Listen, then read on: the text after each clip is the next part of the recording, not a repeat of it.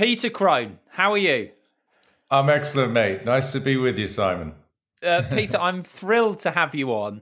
As you know, I'm a big fan of your work. I love your message. I love your outlook. I love your attitude. Really, what you are putting out there really resonates with me in terms of things like getting out of our own way, letting go of the stories that we tell about ourselves and about the world, and particularly one that I really has been very important in my life is understanding that we don't need fixing. So, I'm really, really excited to have you on. And just from what I've said there, just from that brief summary, have you got anything to add to that or to say to what I've just said there? I mean, firstly, thank you would be the first thing. It's always, moving and touching for me to be with people who have been impacted by my work in a positive way that's enhanced the quality of their life. And so that's always gratifying. So, I love your enthusiasm. Hopefully that will cascade into your audience, and they will, even if they've never heard of me before, equally be inspired by whatever it is that we discuss. So, but yes, to the latter part of your introduction, for sure, I'm looking from the perspective of there's nothing wrong with anyone. And I think that, most people find that very liberating when they really get it, because the whole self-help industry does an amazing job of perpetuating the idea that there is something wrong with you. So, yeah.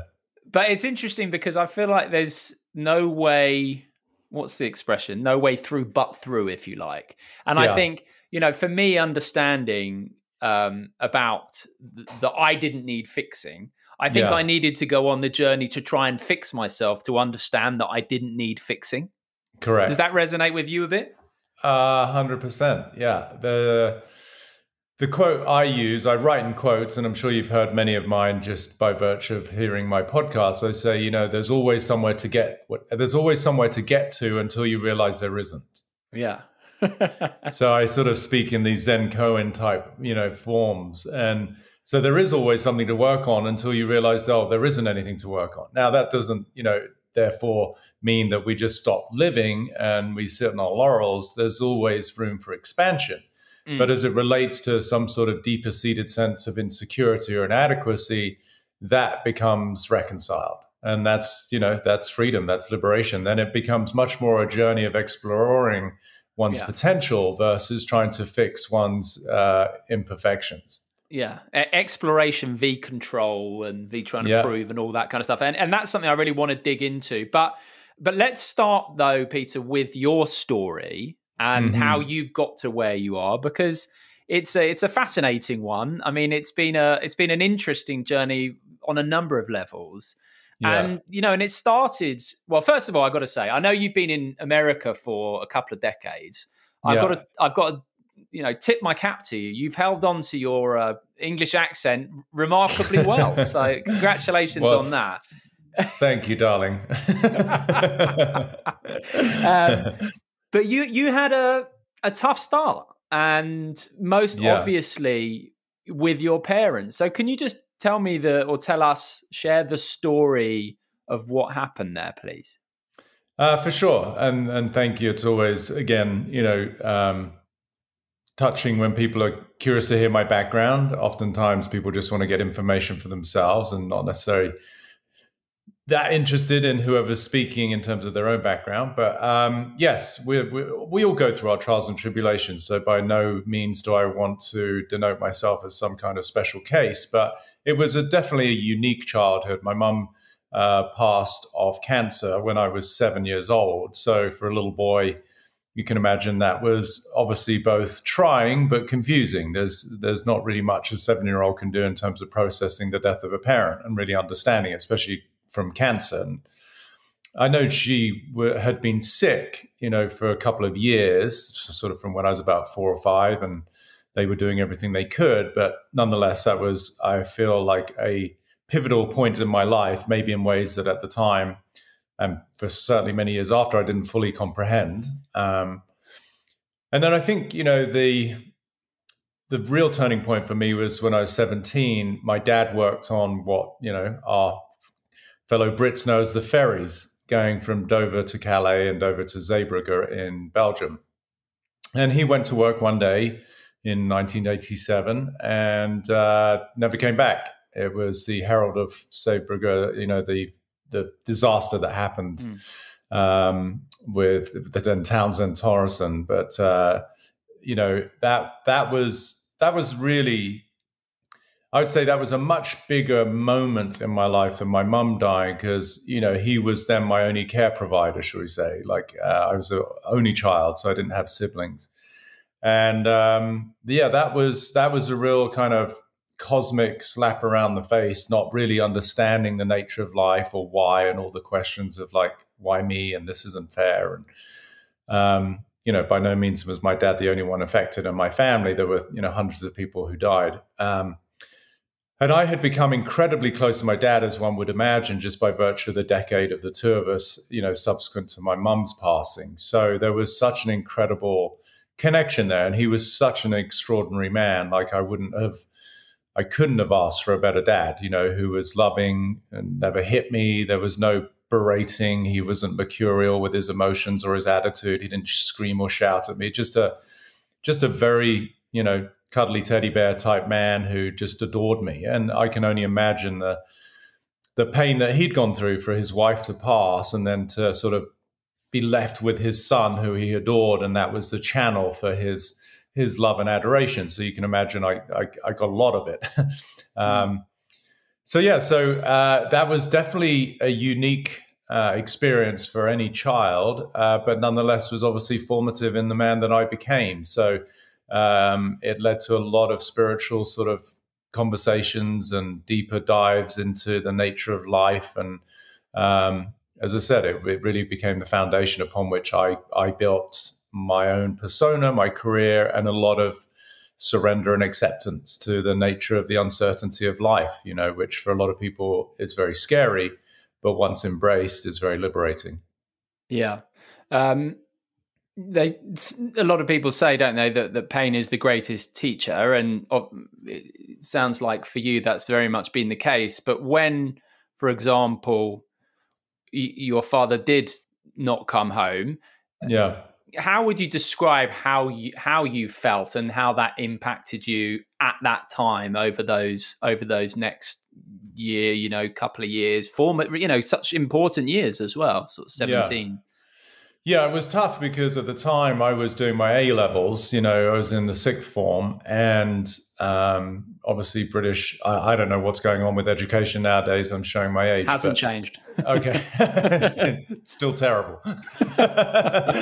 It's still brainwashing children. But no, in the 6 years, the sixth form, doing my A-levels. So obviously there was quite an aberration in my process there, where I dropped out of school for a minute just to deal with whatever I had to deal with for a good 2 or 3 months. So suffice to say, that impacted my studies and my predictions. And, they have this, I guess they can, to some degree, try and predict what it is that a student is going to accomplish. And so I was looking at the Oxford and Cambridges, and, predicted I was doing 4 A-levels, which at the time was an anomaly. They were only doing 3, but they felt I could take on another one. So, it was kind of like, oh, Peter's going to get 3 A's and a B or something there in that ballpark. And I ended up, really kind of falling very short of that because I missed so much time. So that was definitely part of what happened, within that short period after my dad's passing. I think in terms of my work, to answer your question, the thing that was most pivotal, honestly, I was standing in my bedroom, which was the room that I grew up in. There was a couple of years where we'd lived in a house literally 3 doors down on the same street, but I think we moved when I was about 3, so I don't really have any recollection of that. But this house I'd lived in, and from 3 to 17, I was standing in my bedroom, and I can remember this blue carpet, and I was by myself. And it was, at the time, I didn't understand the poignance of what I was going through, or the depth of power of experiencing true isolation, true separation, and true aloneness. Loneliness is something else, but alone as a visceral experience versus a lot of people can be in a marriage and they feel lonely, right? So they're not actually alone, but emotionally they feel, disconnected. Sure. So at the time, it was such a, I don't want to be melodramatic, but it was just such a horrific feeling of complete isolation. And I just stood there, and it's like, there's nothing, and so at the time, my personal subjective experience was of complete and utter loneliness, isolation, and with that, a degree of desperation. In now hindsight, what that translated into was a massive amount of compassion for the people that I work with, because even though their circumstances may not resemble mine, they could be married, they might have kids, siblings, parents might still be alive. The experience of the ego is nonetheless a semblance of that sense of isolation. So even though mine was, we could argue, visceral and actual, everybody else's, which is experiential, is nonetheless very similar, for which reason that really set the stage for me to have an immense amount of love and compassion for when people feel that sense of desperation, feel that sense of isolation, and with it, all the emotions of depression, anxiety, suicidal thoughts.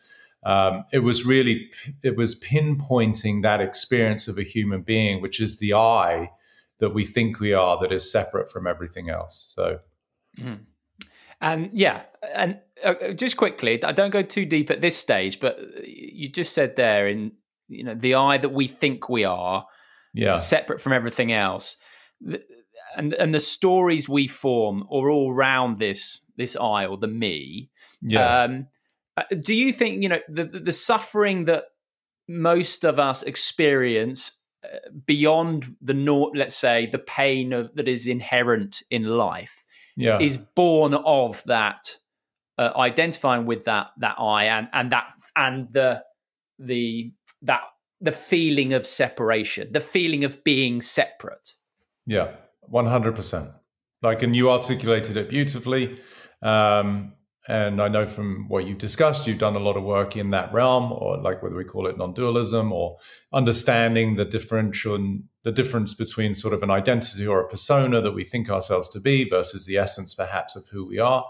So you articulated it perfectly. All the suffering, and I would distinguish suffering from pain, as you did. Pain is really physiological. It's unavoidable as a sentient organism. We're going to stub our toe on the coffee table and spill hot drinks on our wrists, and the things that we do, and it hurts physically.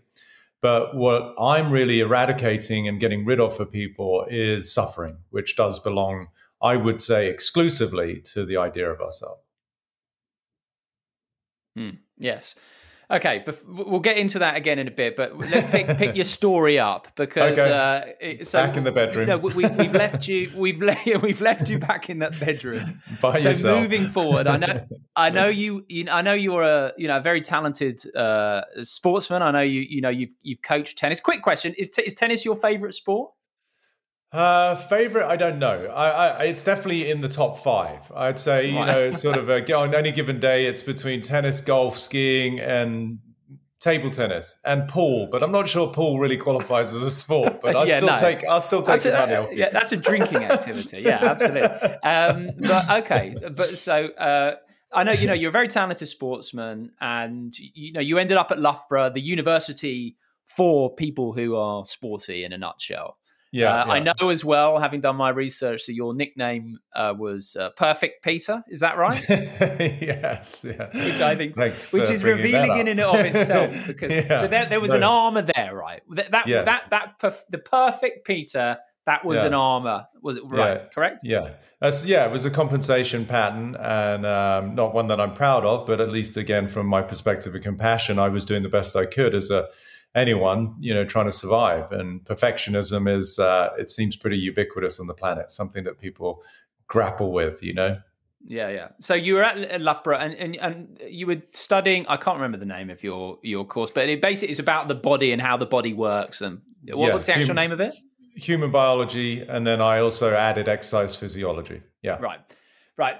From there, you Yeah. decide to, head over to America, what, for like a quick stopover. And you Yes. weren't planning on staying, were you? No, I went over actually initially for a summer to coach tennis to, how can I put this in a polite fashion? Incredibly spoiled and entitled, wealthy children Very who, politely put. Yeah. who Sensitive. had no qualms about telling me who was paying my paycheck. This like 11-year-old punk. Thanks very much. Yeah. No, so that was fun. It's very typical here in the States for kids to be shipped off to a summer camp. And I think there's a lot to be said for it. 6 to 8 weeks, they go and learn sports, they do social activities, they have to bunk with other children. And, so there's a growth there in many arenas of life for children. So I was one of the tennis coaches. I went there for originally, I think it was 2 months for the camp. And then I traveled around in a very traditional backpacky way for about 3 weeks. And then I did go back the subsequent summer. They wanted me to run the tennis program because, of course, being perfect Pete, I did everything immaculately. Thank God I got rid of that. That was exhausting. But anyway, then having met a couple of people there at the camp, other counselors, my peers, one moved to California. He was always interested in making films. And I hadn't been to the West Coast. This camp was upper state New York, so on the East Coast. And I was like, well, I'd finished my then master's. I stayed and did a master's at Loughborough as well. And I was originally going to travel around the world with a friend of mine who was arguably the world's greatest procrastinator. And so even though I'd done my thesis, God knows, I don't even want to know what he was doing, but it wasn't his thesis. So I was like, listen, while you twiddle your thumbs, in the most British way, I'm going to go and visit this friend of mine in California. And to sort of I think the lead of your question, I never actually really left. No, you never left, right? And then you ended up, I know you've been, you were, because just a quick overview of how I know all this. I mean, of course, I've done my research, but as well, you posted on social media recently these bullet points of some key moments along your journey. And I know it had a huge impact. And, for example, and I know just from memory that, one of them was, so you were at the gym where you were a PT and you had to get your bicycle there and you were the first in and you were last out, 4:30 a.m., rain or shine, last person out. And, perfect Pete, the clients were rolling in and you were doing really well. And then all of a sudden, metaphoric pat on the shoulder. And it's like, right, we've got a couple of particularly special clients for you. So can you just pick the story up at this point, please? For sure. And I'd like to, before the audience start to put me in the pigeonhole of perfect Pete, I think by then I sort of was over it. I was just more dedicated, shall we say. Okay. But I was working hard. And yes, the general manager of the gym that I was training at, and I'd only been there about 5 months. But she came to me, as you said, and said, we've got a couple more clients for you, and they're quite special. At that point, I was really, the sort of go-to trainer. There was probably about 30 trainers in the gym, and I, by virtue of my commitment to my work and my background in exercise physiology and my own athletic abilities, it was a good smorgasbord of resources to really transform people's bodies. So I was getting great results. So I was like, yeah, sure, bring them on. And turned out they were what we then knew as Bob's clients. And Bob, everybody knew Bob because he was the other trainer in the gym who, he wasn't always there. He was traveling because he would travel a lot with Tom Cruise and Nicole Kidman. So really that's the moment the penny dropped when the general manager said, well, they're Bob's clients. And I knew Bob, so I spoke to him for a minute and he's like, yeah, I've got, family, 2 kids. I'm done with all the travel. So they've asked me to try and find a replacement. So I was by no means the only chosen one. There were, I think, 2 or 3 other trainers from that gym. And, he was doing his due diligence to make sure that there was a worthwhile replacement. And suffice to say, I got the gig. And so here I am, some young punk from Dover. All right, mate. Yeah, he's from Dover, isn't he?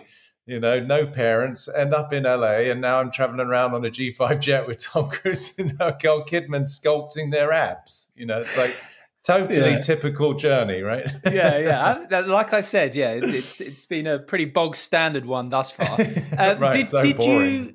Did you think to yourself, did you have those pinch yourself moments, or did it happen so naturally that it just, you were just like, yeah, this is normal? I think at the moment, of course, I was, like anyone would be, incredibly excited by the potential. I think even by at that point, I think I've done a pretty good job of learning not to get ahead of myself in life just by virtue of all the uncertainty that I'd experienced. So, there was the excitement, but equally, I didn't want to have the attachment, to the outcome.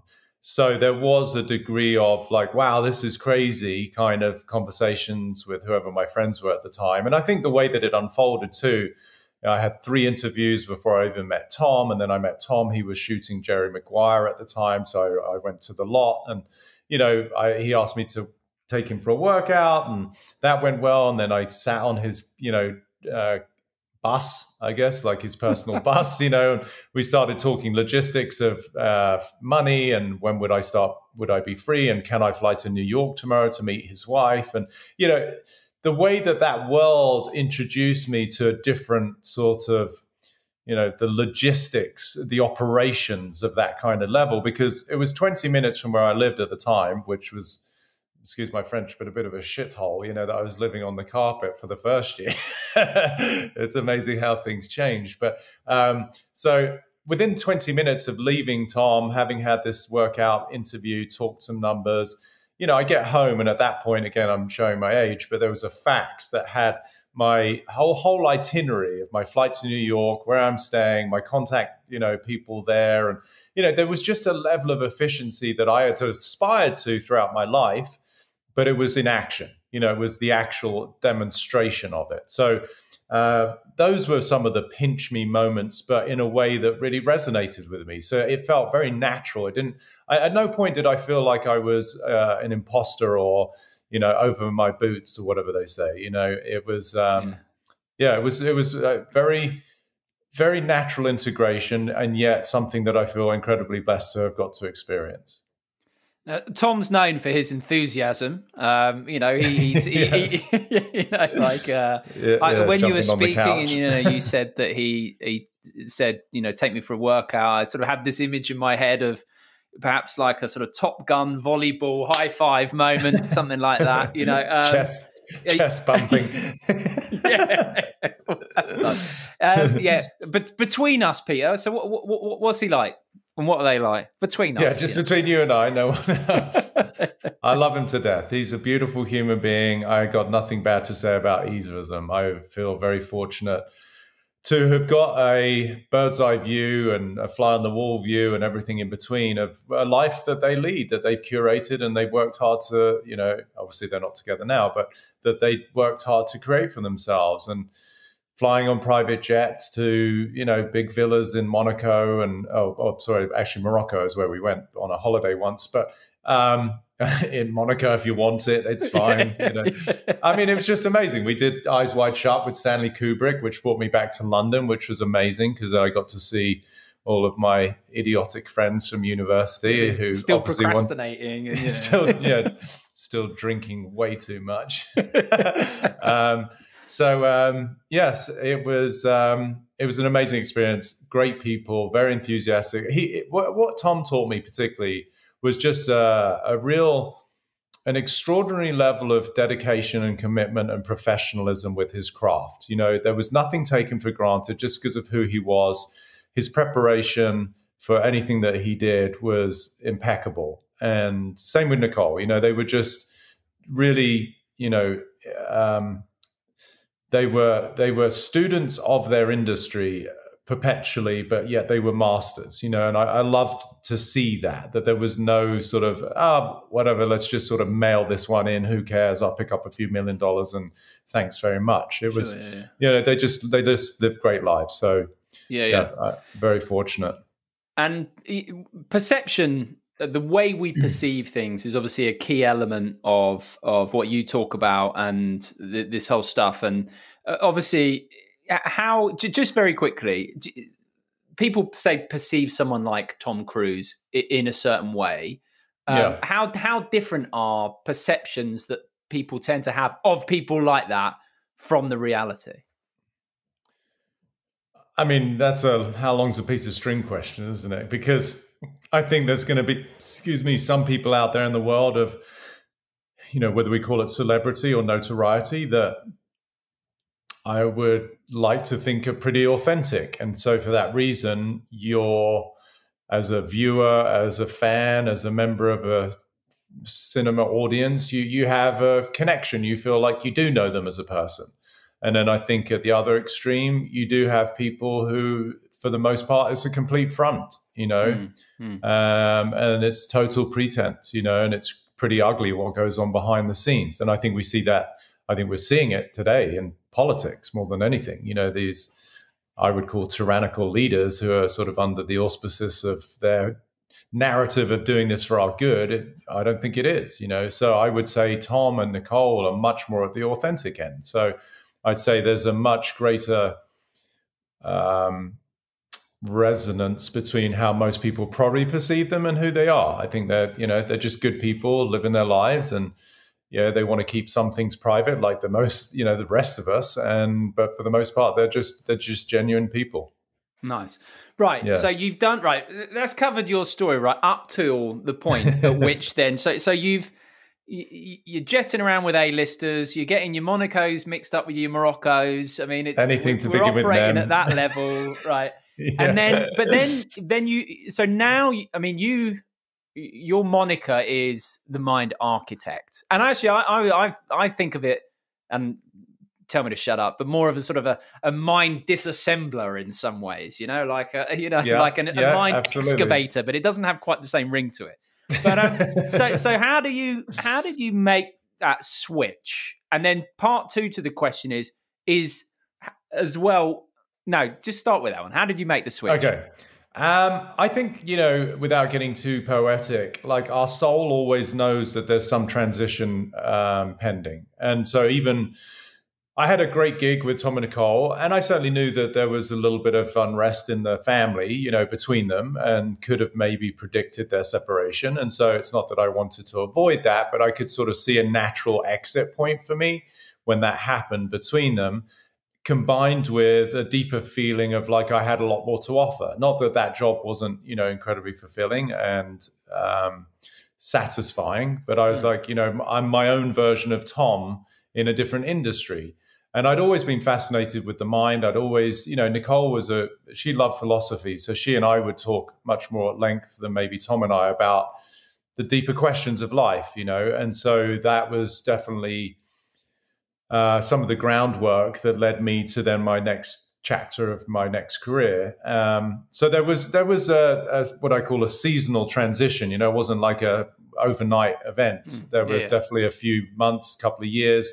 And even honestly at Loughborough that you'd mentioned, I was there at university, one of my dear friends that I really spent a lot of time with, sitting under the quintessential tree, Guy, we would talk about the nature of consciousness back then when I was a ripe old 19, 20-year-old. So, so it was always there in the background, and I was reading books, even though I was sculpting bodies, more to do with spirituality and some of these Eastern philosophies. So it was, again, a very natural segue for me. The Mind Architect moniker, that sort of dipped in and out early on, and then I was called a happiness guru, a hitman for the ego, spiritual teacher. I like that one, hitman for the ego. Yeah, that's a good one. I like anything that's a bit unique. Otherwise, it's contaminated, and people are so lazy with their listening, they think they know what something is, So that's really what led to the Mind Architect, because it was unique, and it warranted further investigation for most people. They wanted to understand what that meant, which then allowed me to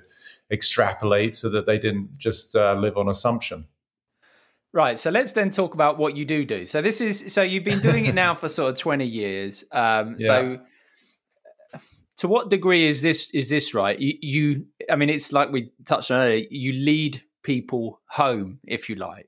And how would you summarize, what you do? And just to say as well, obviously for people who aren't hugely familiar with your work, you're in hugely high demand with elite sports people. In America, I know you work with golfers, people from the NBA. I mean, so this really translates beautifully to performance, to sport. And I'm such a big. I love sport as a metaphor for life anyway, but just to give that bit of background. So, what do you do? And then maybe as well, just bring it slightly into that sporting sphere. So the first part of your question, how would I sum it up? I have, again, I use catchphrases because I write in quotes, and I say, I don't solve problems, I dissolve them.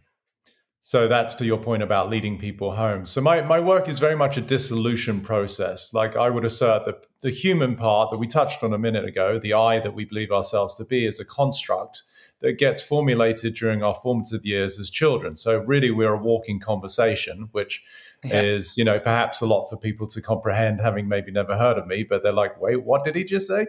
Yeah, you're a walking conversation, you're a dialogue, And so really what I'm doing is, removing any of that narrative and that dialogue that is a disservice to somebody, the worlds of I'm not enough or no one loves me. Where does that exist? It exists in a conversation that you have that you think is who you are, and then you've got evidence from your history to reinforce it. So in the dissolution of that, then there is the revealing of something beneath that, which I would assert is your real essence, which is freedom, and that we can call awakening or enlightenment. So when we extrapolate that into the arena of performance, and especially with my athletes, anything that is in the way of somebody doing what they do naturally by virtue of the fact that they've done their 10,000 hours plus, children playing golf when they're 3 and tennis players at 4 and my baseball players going through Little League and whatever it is, they've done something for usually 2+ decades. And so their body and brain know what to do, we could say somewhat effortlessly. What gets in the way is the significance that the mind then attributes to the event, especially if it's like a golf and it's a major event, the British Open or the Masters. Then, I've worked with women on the LPGA too. So either it's a man or a woman holding golf clubs that they're more than familiar with, hitting a golf ball that they know what to do. But within the context of, oh my gosh, it's a major event and I could win $1 to $5 million. Well, there's no purse of $5 million, but in the men's you can get up to 2.7, and if you win the whole year you get 15. So we're talking some serious cash, let's face it. It changes the chemistry of somebody's brain and then the way that their body responds to that, and they have some tension and anxiety, and so it gets in the way of what they would otherwise do quite naturally. So that's where the dissolution process as it relates to sports and what I bring people is very powerful, because if they can step into what I would consider to be my main product, which is freedom, inner freedom, then, hey presto, they tend to just go back to that default setting of effortless performance. And so far, it seems to be working quite nicely. Yeah. I like that you use the word dissolution. So I've spoken a lot recently about flow and, the experience of flow, one of the characteristics of which is the dissolution of the experience of self, of me, whatever you want to say. And then the opposite of that, obviously, which you spoke to there, is choking, is feeling the self-imposed pressure, and a characteristic of that is self-consciousness. And the thing is, I think that's quite a revealing word, isn't it? Self-consciousness, because it means you're being conscious of a self. Yep. And that's the thing. So it means, so there's like an I and a conscious of self. So even inherent in that self-consciousness is this being split into two, isn't it? Duality and bipolarism. So, get yourself some meds. Yeah. Exactly. Yeah, exactly. Yeah. So yes, but, when someone is very self-conscious, and like there's countries and cultures carry certain idiosyncrasies, like the Brits, we're very stiff upper lip and very polite. We tend to be more reserved. And of course, all of this is becoming a bit more of a hodgepodge because there's so much travel and, people across different like cultures and religions and nationalities, and we're sort of blending everything together. But societies do carry certain qualities. And I would say, the Brits tend to be rather more self-conscious, to use your term, because it's about appearances. Now, I could argue that that's for all humans, but, I've been to many countries where, to excuse my French, but people don't give a crap. It's like they're just very, like, the Aussies are much more like, oh, yeah, no worries, like, whatever. It's like there's less of, there's less of that sort of concern for how people are perceiving me.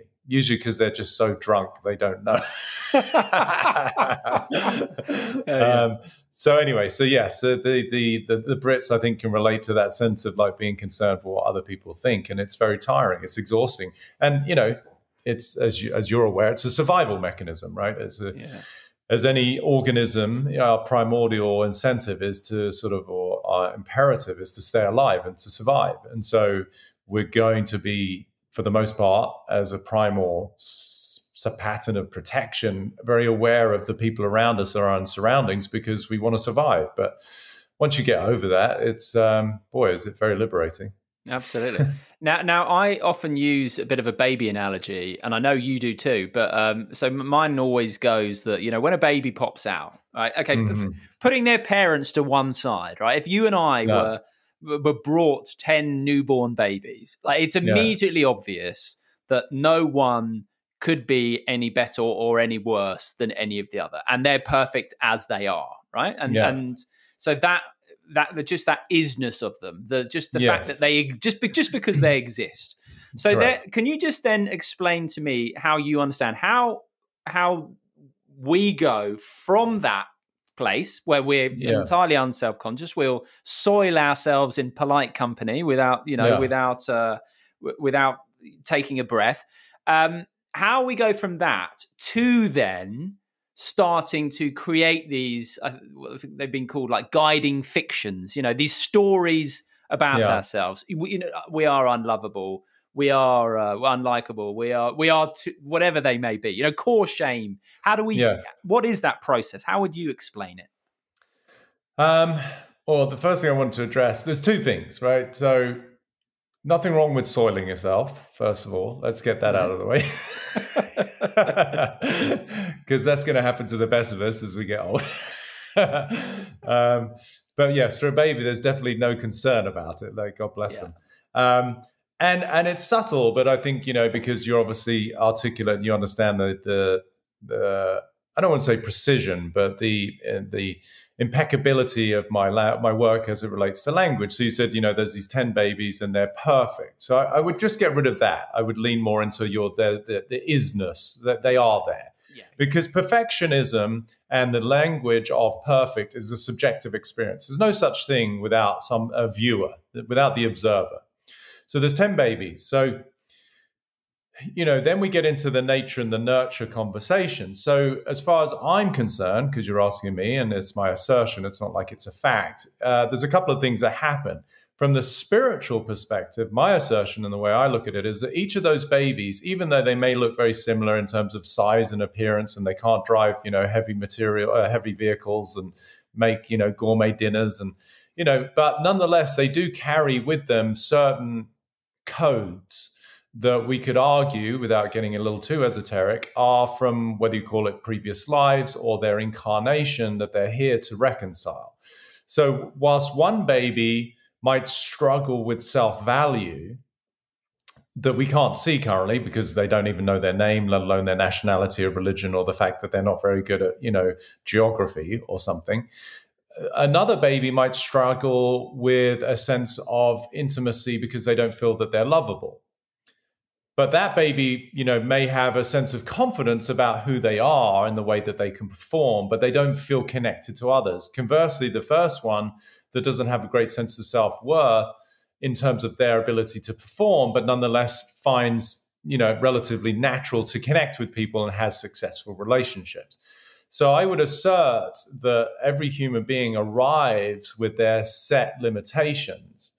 Then the nurture part is we will attract the circumstances, the parents, the teachers, the lovers, the jobs that are what I call sort of the equivalent to epigenetics that will then trigger the code that we arrive with. Why does that happen, Peter? Well, so that we can actually reconcile it and play the game that I assert we're here to play, which is to break free of the constraints that we arrived with. So that's interesting. Because for me, if I, I've done a lot of reflecting on my story, and through my story, being able to go, okay, because of this and this and that, that's where the belief that, or my insecurity, was born. Correct. But I like your way of looking at it though is actually no. The insecurity is there and brings the circumstances to trigger it, essentially. Correct. Which actually I Yeah. really like, because it's, it's that being in flow with life. We are life, and being in flow with life makes sense. Yeah, and to me, just it's my want. It's how I do my thing, and I think it's why millions of people are like really resonating with my language. Is that it's going to a deeper level. It's not the presumed, oh well, that guy has anger issues because his dad was an arsehole. Excuse my French, but it's like that's why he's got problems. Now, I'm not saying that it was like fun to be raised by a man like that, or whatever that child had to witness. And sometimes, God forbid, parents do hit their children, and there's all sorts of horrific things that go on to children. So in a traditional psychologist's office, the psychologist might talk about the experiences of a childhood. And then what happens is it's easy to go into a blame narrative, that I am the way I am because of my parents. Now, that I find to be very disempowering, because you're still a victim of circumstance. So then I'm talking to a 40, 50-year-old executive who's commanding good money, who's got his own or her own spouse with their own children. And it's very subtle. And this is why I love the work that I do, because it really is these fine lines. But they could have all the trappings of life, but they're still stuck in a victim mindset, because they're under the impression that everything that they were dealing with was because of something. What I'm doing is I'm bringing 100% responsibility to the being. That everything, like even for myself, people might think I'm mad if they haven't already come to that assumption. I don't know. But, I would say that my soul, in ways that I don't comprehend, it's an unconscious process, nonetheless orchestrated, as did the souls of my mum and dad, in terms of a co-creation of all of our existences, the passing of my parents. Now, as a child, I certainly didn't want that, and it wasn't a conscious process. But I can see, in terms of the evolution of who I've become, if I was now, who I am at my age, and my dad was still alive, obviously he'd be quite old, but I would never have become the person I am today, because I admired, I loved, and almost obsessed about who my dad was, to the point, like a lot of children, that I would have become who I thought he would have wanted me to become, which would then, I'd still be stuck in the auspices of a parent's dream versus my own. So again, even in my own personal subjective experience, the arc of my own journey, I could assert that the events, albeit seeming very devastating, were nonetheless orchestrated. And again, this isn't conscious. This is just, we're talking at a different dimension here. But they were orchestrated such that I could become who I'm destined to become. And when you understand that, one, it's empowering, because you have a say in it, even if it's not like a verbal say. And two, it eradicates the idea that anyone's a victim. So it gets rid of any need for blame or shame. It's like, no, I might not understand how exactly the circumstances of my life have come together, but nonetheless, in a way, I am asking for life to present me with this opportunity for some form of growth and insight to occur. And I think that's just a much more powerful conversation. The two things that came to mind, I mentioned sport being a metaphor for life, and I was just thinking back to when England won the Rugby World Cup in 2003. And they'd had various defeats in the previous years, Grand Slam deciders. And Johnny Wilkinson was saying to me that at the end of that, all of a sudden, their psychology had flipped. And it wasn't like when Elton Flatley was kicking to level the scores with like 2 minutes left to play. They weren't going, please miss, please miss, please miss. They were like, bring it on. We want to be tested. We want what we don't want, if you know what I mean. Yes. And that's kind of what you're getting at, right? And then so that was a thought that came up. And then, so how would you define then a victim mindset? So to the first part, yes, like most people, by virtue of the way that the brain's designed, it's really sort of a prediction machine and then a protection machine based on its own predictions, which when you really break it down is sort of rather nonsensical. And that's what we could call the self-fulfilling prophecy of the mind, is that the brain is predicting an outcome, which invariably is not good. And then the same brain is trying to calculate and figure out how to avoid what it just predicted. You just start to wonder, like, was that, the way I was going to say it is actually, you then don't wonder why people have a drinking problem or they need some sort of medication. It's like madness. Like the one brain is creating concern for a future that hasn't happened yet. And then the same brain that created the worst case scenario is trying to come up with a solution. It's like, no wonder you're freaking exhausted, So it's a great way of putting it, yeah. Yeah. So unfortunately, most people are focused on what they don't want. And that's a protection mechanism. We all have our trials and tribulations, and you burn your hand on the stove. Well, then, of course, you're going to avoid the stove because you got hurt. Unfortunately, people get hurt almost every day. And so there's an accumulation of pain and hurt that we've, delineated more as suffering.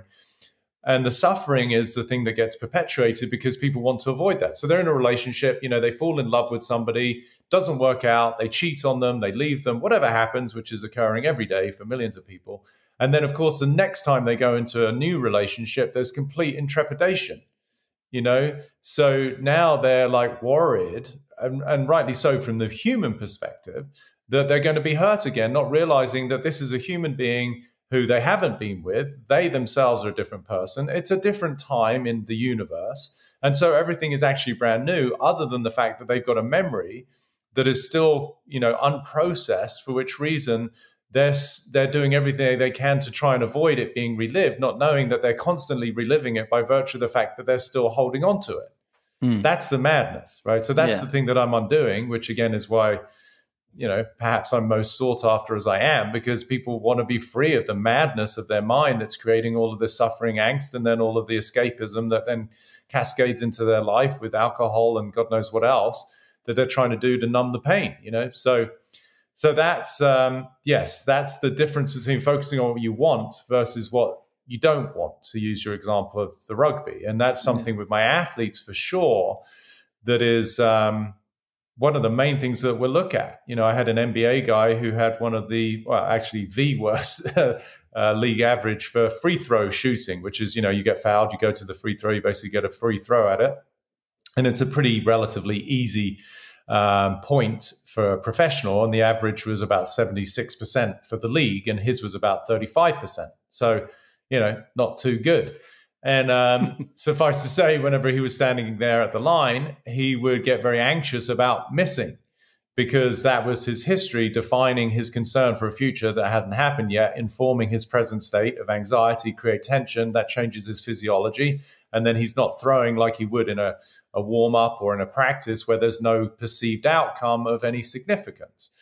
So changing all that around for him gave him a totally different view of the future, which was that, the way I did it, I said, well, what if I told you that for the rest of the season, you shot the league average of 76%? How would you feel? And his whole face lit up and he was like a child again. He's like, wow, that'd be amazing.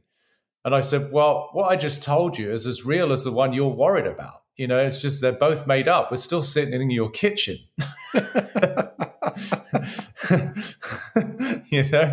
Pass me the peanuts. So it's like, you'd start to realize how powerful the mind is in the way that it actually is self-fulfilling. It's just that most people don't understand that the subconscious patterns that are driving their life are self-fulfilling from a position that they don't have any power. So that's where the whole blame thing, and shame is, it becomes nonsensical, because people, the expression I use, people can't be held accountable for that which they're oblivious to. People say, oh, well, you could have done this, or I should have done this, when people berate themselves. I'm like, yes, but if you don't know the deep-seated programming that's driving your thoughts, feelings, and behaviors, then to berate yourself for an outcome that you're familiar with, even though you don't want it, is completely a disservice to who you are as a sentient being, doing the best you can. And that's the blind spots that I reveal for people. Then, yes, okay, fine. If I point out to somebody their programming that they were previously oblivious to, and then they keep doing the same thing, okay, well, now we can start to maybe, say, well, you're just being an idiot.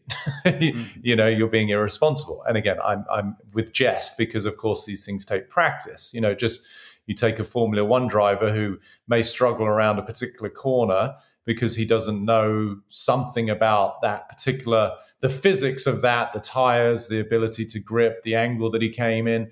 That's coaching, right? You you get better at your craft. But when it comes to the deep-seated patterns of what it means to be human and how we think people think about us, or our own self-worth, or our lovability, these are primal patterns of fear that warrant, I think, a lot more kindness and compassion for each other until such time that we transcend them. And then, yes, we can be free and then focus on what we want, whether we're kicking, punting rugby balls or whatever it is that we're doing.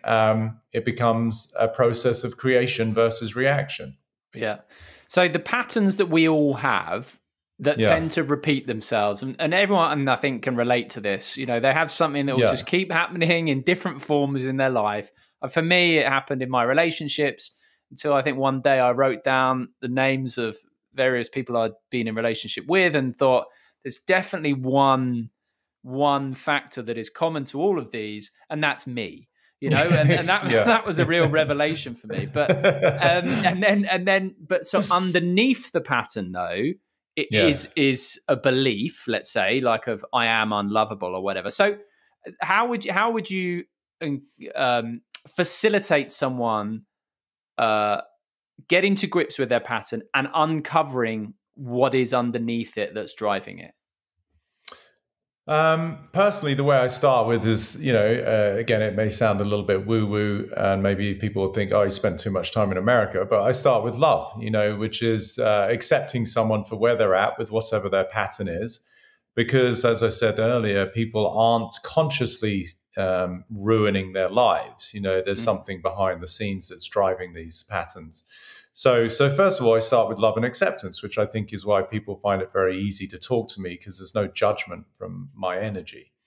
So that's what I call the quintessential mother energy, the feminine, which is sort of unconditional. And that's what, mums do a good job of with children, hopefully. Not all of them, sadly. But ideally. Yeah. Yes. So meet someone there. It's okay. First of all, you're human. You're not the only person to do whatever silly behavior and pattern it is that you have. And then we want to reverse engineer, is the term I use, understand, okay, what kind of person, we almost put it in the third person, what kind of person would do that? Like, why would it be that you would sabotage, in your case, a relationship? Or why would you be needy? Or why would you become withdrawn if you're scared of someone leaving you? What must you think about yourself, which then, as you said, goes to more the core beliefs about someone's persona. And that can sometimes take a bit to navigate because it's a bit of a blind spot. For me, it's usually pretty self-evident because I've done this so long that I can pretty instantaneously understand what's holding people back. But by virtue of not wanting to shock their brain, I will help them, guide them to be able to reveal it for themselves. So then they're like, well, I can see that, maybe I just feel like I'm not good enough. Okay, I can relate to that. And again, I can feel the words. And if it's something that they're saying generically because they've, maybe been to one too many therapist sessions and heard that over and over, or is it something that actually holds true for them? But let's just say it's I'm not good enough. Then I would want to bring some evidence for that. Aside from current affairs and whatever they're going through, or for you, your latest relationship or your last relationship or whatever it is, like, okay, let's go a bit deeper. Let's go a little further back. Where can you remember some of those things happening in your life that gave you the same experience of not being good enough? And again, that can take a minute for people to recall and go, well, and it's amazing how often things will bubble to the surface when people are in an arena where they feel safe. They can go, gosh, I haven't thought about this for years, but I can remember when I was 8 and I was at primary school, and they'll come up with this random name, this girl, Jenny, she was making fun of me in the hallway. It gets very specific, Yeah. And, I had done this drawing and she told me that my drawing looked like poo or, it's something in child language, but that was pivotal for that child to go, wow, from that moment forth, especially as it relates to the feminine, I felt inadequate because, she represented the female. And so now any female authority figure, maybe this person is hired in a company where the CEO is a woman, and they're wondering why they can't seem to ascend the ranks, and they're not being picked to get an upgrade or a promotion, or, they get very nervous in the boardroom meetings, but they don't understand why. And and as far as they're concerned, even the female CEO really admires their work and likes them, but they're still stuck in the trap of who I am relative to the feminine is inadequate. So that reveals it. We bring evidence to it, and then through process of investigation, I take them, sort of I guess it's a bit of an IP to my process. Is I'll ask them to investigate the truth of that belief, and ask them to say, is it an actual truth, yes or no? And even though for them it feels very true, they can use their discernment and intelligence and go, you know what, you're right, it's not a truth. It's been there for 30 years, so it feels very true. And at that moment, never gets old. There's a flood of tears, their breathing patterns change, and there's this feeling of complete relief of like, wow, that's dictated my life and defined me for decades. And that's the mad thing, isn't it? Like all of us to some degree, and certainly up to a certain point, it feels to me that are driven by these stories that we create normally when we are, let's say under the age of 10, when we're egocentric, we misperceive events around us. So I think of, for example, let's say, you have a parent who's for their own reasons unable to be hugely loving in the way you want them to be. And rather than being able to obviously be mature enough and go, they're not able to be loving because of their own issues, you go, oh, I'm unlovable. And then that then drives you basically, for the rest of your life and until you excavate it, right? Yeah, absolutely. That's the world that we live in, which is full of madness and sadness and suffering and hostility and corruption and pretense and manipulation and domination and then the myriad of different escape mechanisms that people need. It's a mess, I mean, you look at especially what's going on right now, and certainly when people get in positions of power and they have money and they've got these deep-seated foundations of inadequacy, scarcity, insecurity. Unfortunately, now they're wielding very big tools, called policies and government mandates, but they're still coming from a scared child who's really just trying to dominate to make themselves feel safe and of value. Yeah. So yes, it's a bit of a shit show, as they say. Yeah, and so when we are young, right? Let's say we're rejected, and the feeling of rejection is not a nice one, and then. I mean, to what degree do you agree with this? We identify with that feeling. We identify, we give it perhaps a storyline as well. We identify with the storyline. So therefore, like you said earlier, reverse engineering that, it's disidentifying from our identification with thoughts, with the stories we hold about ourselves, whatever they may be. And on the one hand, they may be, I'm awful, but on the other hand, they may be, I'm better than everyone else, and that's two sides of the same coin, right? But so it's disidentifying from our identification with thoughts and feelings. Correct. Yeah, no, beautifully you've done your work. It's as I said earlier, why I use the expression, I don't solve problems, I dissolve them. So it is that dissolution. In this case, it's the emancipation not of circumstance but of the idea of myself and the way that I react to circumstance. It's really pointing to, in Zen Buddhist terms, they use the expression neti, which is not this, not that. We can only point to who we are. We can't actually see it because we're the seer, right? That's sort of the beautiful, again, that sort of Zen koan kind of like paradox of I am consciousness, and I can only witness consciousness, which is myself, by virtue of seeing that is not me. Yeah. Right? Which is why self-consciousness is that term self-consciousness is such a revealing term. Yes. And it can have multiple, at least two, I would say, distinct interpretations, right? We could say the person who's self-conscious, which is the idea of oneself, the ego or the I that is conscious of itself, versus I would say more self-awareness, which is self-consciousness. I'm aware of my true nature. Yeah. Right. So I think we could attribute self-consciousness more to the suffering, limited, confined version of ourselves, and self-awareness or awakening to, I'm not Peter, British, and the things that become associated with the human form, they're helpful. If I'm walking down the street and someone knows me and they say, hey, Peter, like I can turn around. I'm not like, no, I'm just consciousness. Like who's they talking to? That's not going to work very well in society either, But deeper knowing that this sort of avatar that is my portal into this domain is nonetheless precisely that. It's just an interface. It's not who I am. Yes. Okay. Before I ask, who you are, so just told you, Peter from England. What's wrong with you, mate? So, I think one, like you say, you're very much a quote man. You're very eloquent with the way you use words, and one of yours, and I don't want to say it because I think you'll do it much better than I do. Is around happiness and the search for it. So, can you just sort of talk about that, but then as well about getting, I suppose, not resisting, what is, how those two things link together. Yeah, beautifully sort of teed married up there. Yeah. Well, and also just the two distinctions, right? So my quote is, the true happiness is the absence of the search for happiness.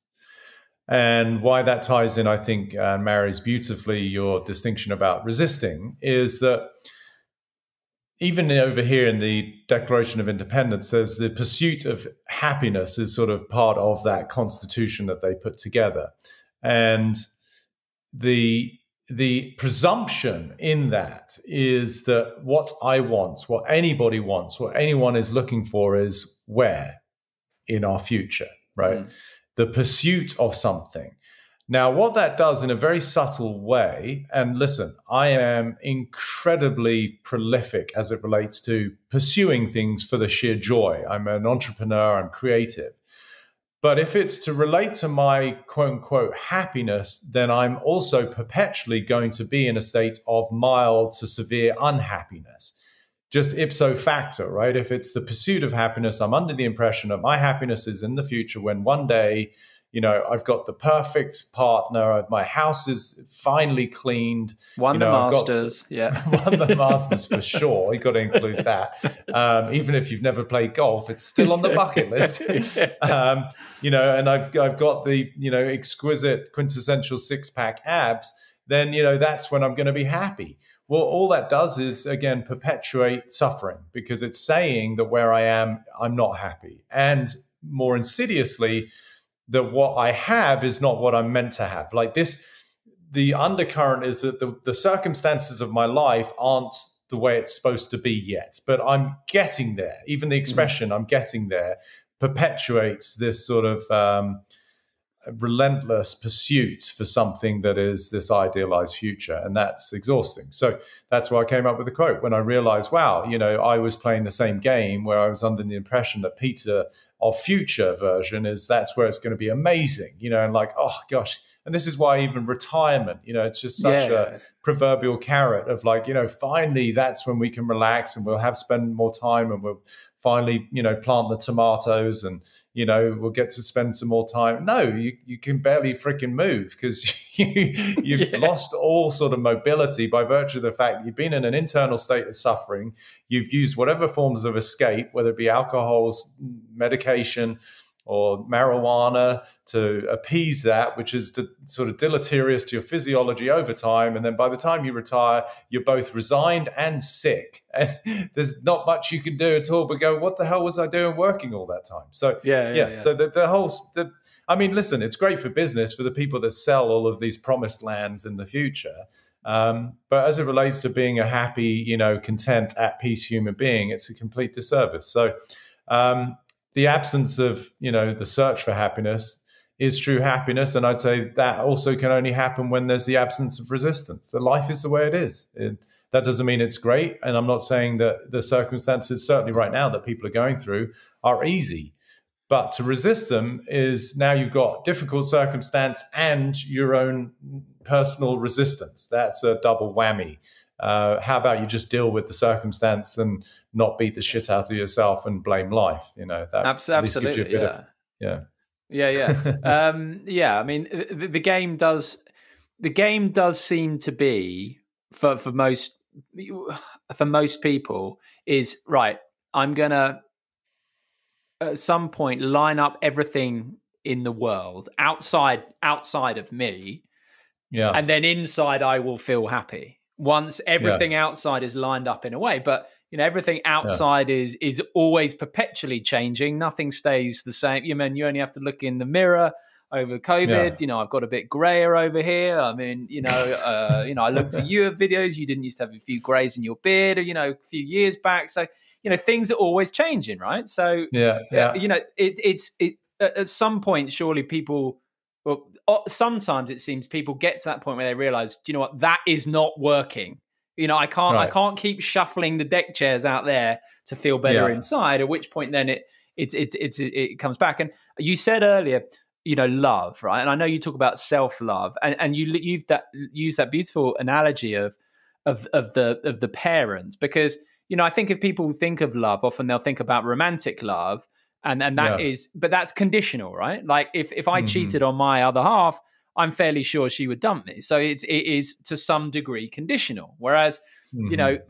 for the little girl here, that love is different, right? And to me, the ideal mother child love is, how do you define that? It's acceptance, isn't it? Mm-hmm. So Yeah. love and acceptance go together for you. That's a key thing. They're synonymous, for sure. And again, because there's going to be a lot of parents, I'm sure, who listen to this, and I don't want people to berate themselves that they're not always perfectly accepting or loving of their children. And, I think acceptance, there's with a small a and acceptance with a capital A, they're slightly different, which is, acceptance that we really could delineate as love is all embracing. It is all accepting. And within that, it includes me. Right. So oftentimes, especially for the feminine, women become, they're the nurturers, they're the providers, they're the mothers.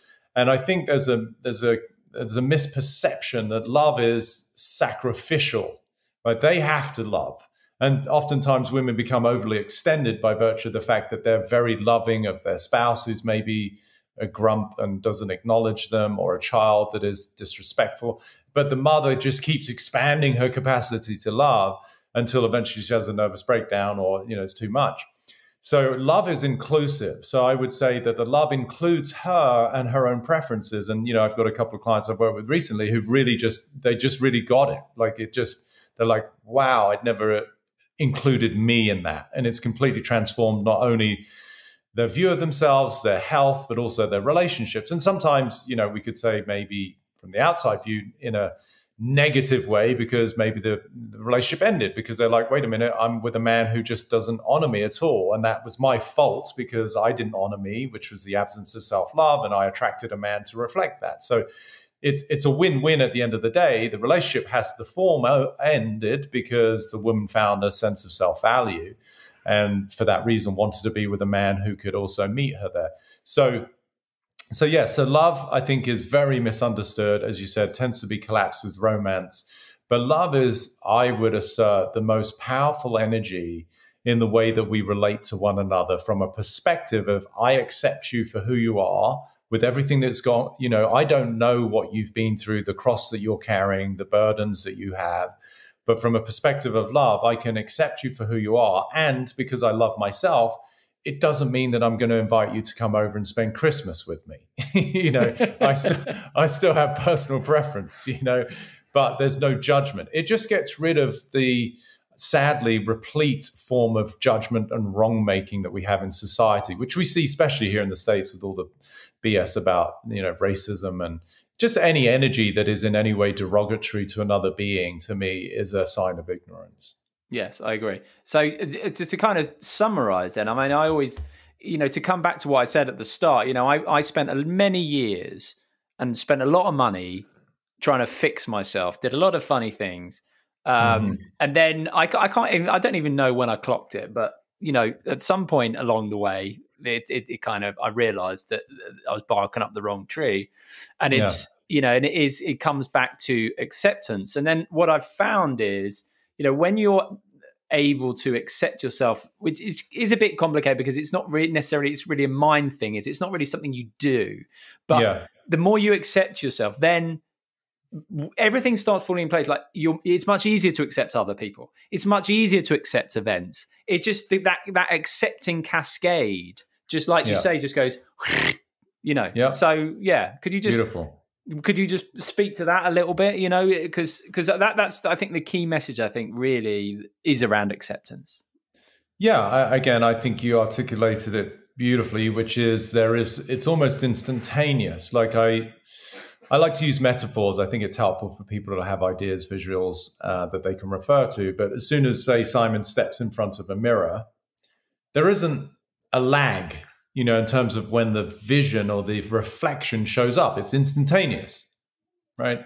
And I would say the universe is like that. So the degree to which we shift resonance in the way that we view ourselves is the degree to which immediately circumstances, now they may not immediately be viewable, but the way that I view life is instantaneous. Like as soon as I have that epiphany, as soon as I have a new perception of myself, then I am, just by virtue of physics, a different person. If I'm a different person, I instantaneously have a different view, right? And so that's why The Hitman for the Ego was one of the titles, because I'm really getting rid of the idea of yourself to give birth to another version of yourself. But because of your being another version, you literally have to think, feel, and behave differently, which gives rise to a different life. Whereas most people don't change who they are, but they want to have different outcomes. That's the definition of insanity, right?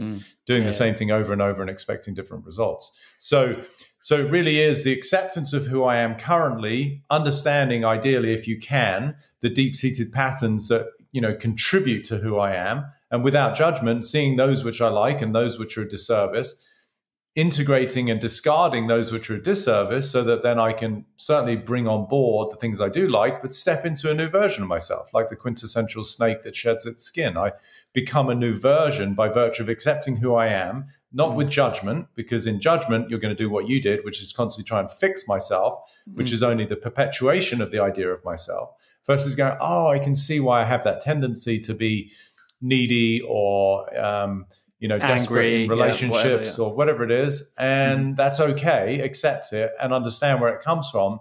See that the fundamental root of why you have that behavior is founded in some sort of lie about yourself, and then transcend that. And then you become a higher frequency version of yourself. I mean, it's pretty simple. I don't know what everyone's problem is.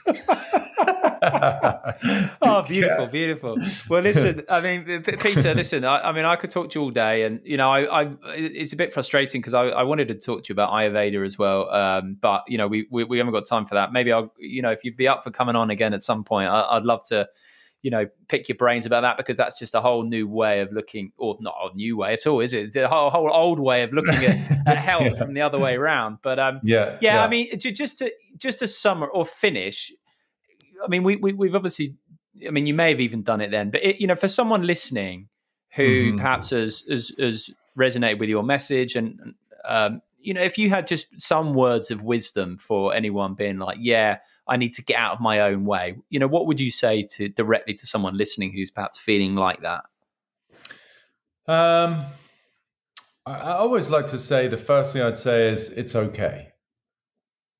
It's okay.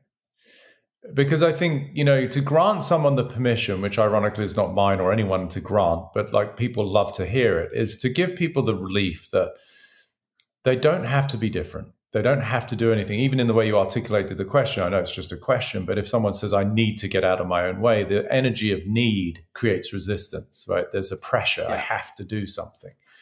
So it's okay. You're where you're at. You're who you are. And what if, just for right now, that's precisely where you're meant to be? And at that moment, usually people feel an immense amount of relief, which is the space that gives them the opportunity to see something new. Yeah. So stop wriggling around, stop resisting. Oh, that's beautifully put. Well, listen, Peter, it's been a real pleasure talking to you. Like I said, huge fan of your work. I just think it's it's of the moment, and just it's been a pleasure talking to you. So thank you very much indeed for coming on Don't Tell Me Score. What do you think? Could we do another one at some point? You up for that? I'm sure we could probably squeeze in another 45 minutes of undoing the woes of the world. Yeah. Right. Okay. Just finally then, point where, for people who want to find your stuff, because it is so valuable, just point them in the direction, can you? For sure. Pretty simple. Just the dizzy heights of social media. As Instagram's usually the best place. Peter Crone official. And then my website is just my name, petercrone.com, where they can also find there's much deeper dives if people wanted to do workshops or courses that I've been doing over the last year or so. So they could, aside from the snippets that we put on Instagram, which I feel I'm pretty generous with, but, if you want to go deeper, you can also access courses. So. All right. Well, Peter Crone, thank you very much. It's been a pleasure talking to you on Don't Turn with the Score. Hats off to you. And speak soon, hopefully. Simon, thanks, mate. Pleasure.